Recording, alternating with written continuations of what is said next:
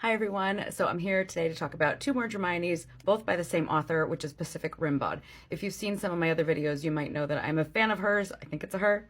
I actually think that she lives in Philly based on her Tumblr. I reached out to her on Instagram to find out if she actually writes original fiction because she's such an incredible writer. She did actually respond to me, which was a huge highlight. And she does not write original fiction, but I am telling you, all of her Hermione Harry Potter fan fiction is top notch. So her one shots were the last thing I read, and they were both so beautiful. The ones that I just read, I just talked about that. There's another video. But she has this duo called Workplace Shenanigans, which is definitely like a little bit lighter. Sort of. It's still her, so it's still like full of all the stuff. But they were both really good. So I'm here to talk about those. So the first one was called One and Done. It's a very, very classic Hermione. It's only 4 chapters. It's about 35,000 words. It's spicy, but it's slow burn, pining idiots, all the things. But in this amazing, beautifully written little nugget, Hermione's an attorney for the ministry, and as her job takes up so much of her life, her love life has suffered. She's trying to take back her sensual power, so she has boudoir pictures taken of herself. She brings them to the office to show Ginny, and while she's showing her, she's also complaining about how all of her encounters have been unfulfilling of late. And Draco, who works with Harry as an auror in that office, accidentally overhears this conversation and later accidentally sees her boudoir photos, as of course, that would happen in a Hermione. He's already had feelings for her for some time, but he's obviously quite thrown by this, despite their daily flirting on her office couch. One day he finds her down in the archives, and he tells her that he's sorry that she's had such unsatisfaction, and that he's very efficient in this regard. She invites him to prove himself, and he does. But now this kind of has the repercussion that she's feeling ashamed that between the pictures and this incident, there's like a power imbalance. So she kind of pushes him away. So he has to kind of rebalance the scales. It is quite sexy. It's a spicy nugget, but it's also got a lot of angst and emotion, and is just everything we need in a Hermione.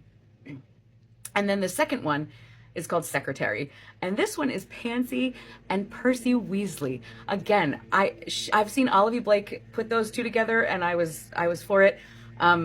This one is based on the book/movie Secretary, which if you've never seen or read, it's quite good.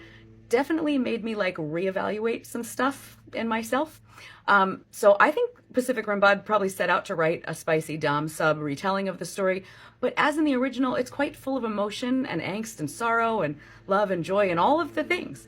So the story is that Pansy is flailing in her life. She's sleeping around, she's drinking, smoking, just being a general nuisance, mostly to herself. Her mother, having had enough, threatens to cut her off unless she gets a job, and then proceeds to help her get one as the administrative assistant to a ministry secretary.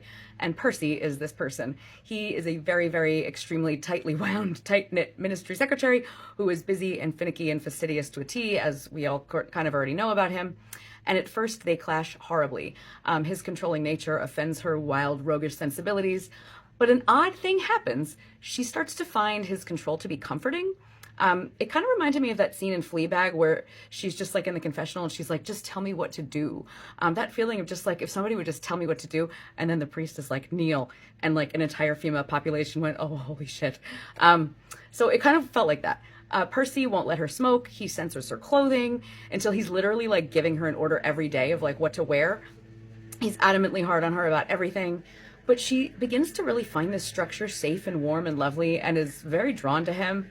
One day he discovers an error of hers on a document, and he reprimands her physically, which is honestly the most exciting thing that's ever happened to her. They embark on a very strange relationship that draws her closer and closer, but it kind of pushes him away mentally, because he struggles to see a future with someone that he has treated this way. So there's a lot going on emotionally, and it was actually very stunning how they kind of navigated the emotions and the complexities of the situation to find their way to each other.